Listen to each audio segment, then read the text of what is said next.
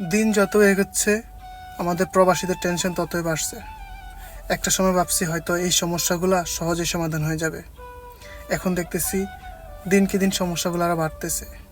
আর এই সমস্যাগুলো সামনে যদি থাকে তাহলে আমরা প্রবাসীরা যারা আরব দেশ আছি অনেক মুসিবতে পড়ে যাব। একটা সময় ভাবছি হয়তো সমস্যাগুলো দ্রুতই সমাধান হয়ে যাবে, এখন কোনোরকম কোনো লক্ষণ দেখতেছি না।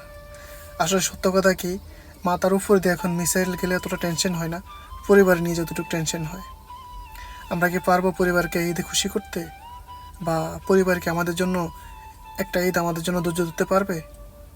জানি না। এসব টেনশন করতে করতে ঘুমে আসে না। তারপরে তো আছেই কাজের টেনশন, রুম ভাড়া, খানা। আসলে জানি না সামনে কি হয়, তবে বেশি ভালো লক্ষণ দেখতেছি না। সকল প্রবাসী ভাইয়েরা এবং কি সকল প্রবাসী ভাইদের পরিবার এবং সকল দেশবাসীর কাছে দোয়া চাই যেন আল্লাহ তাআলা এই সমস্যাগুলো দ্রুত আমাদেরকে কাটিয়ে উঠার তৌফিক দান করে। আমিন।